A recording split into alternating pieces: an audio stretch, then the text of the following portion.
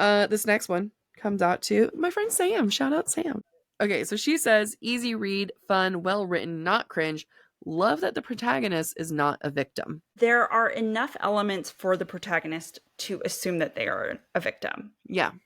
Yeah. But I like that as a vampire, despite having been treated poorly her entire life as collateral, as other, she's still like, I'm at the top of the food chain. Like, I'm not the victim here.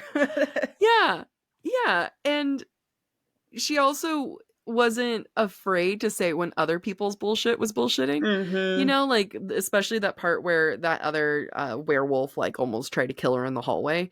And Yeah. I was like, God, I hope this isn't one of those, like, I'm just going to take this in silence. She was like, that bitch over there, that's the one who did it. And, you know, she was strong. She never questioned her value, even though her value is constantly being questioned. Yeah, I agree. I think what I see in Misery is a resilience as a result of her childhood, Yeah. right? Of Yeah. being that collateral in the human world, being, you know, pushed around, pushed out, and having that friendship that she has with Serena, who she has certainly learned a lot from, which is just this stubbornness of, I take up space and I'm going to keep that space, and nobody's going to take that space from me. Yeah. Because no one else has given me a lot. I'll take what I can for myself. And I appreciate that. And I think that that made both Serena and Misery very real to me. Yeah. And just, I could forgive the virginity because she was such a stubborn character, if that makes sense. Yeah. She wasn't a woe is to me, I'm a victim and I'm a virgin. It was just a, nope, I'm here. I'm going to call you out on your bullshit.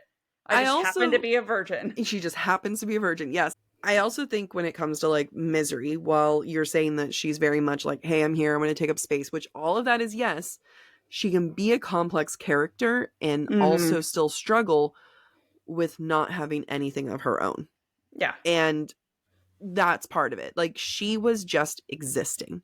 And talk about a thing that so many people relate to, that stresses me out, that stresses other people out, where it's like, you live your life, you go to work, you come home, and then are you happy with that? And you know, I think she was, I mean, she wasn't happy, but she was like getting by, because she was like, I'm just surviving, like, I'm just happy not to be where I was before. And Serena was one who pushed her to say, look, you need to find something that's other than me. And while it was harsh, she's not wrong. And Misery discovered that, and she's the one who got there eventually. But I do love that you can have a protagonist that is both strong and struggling.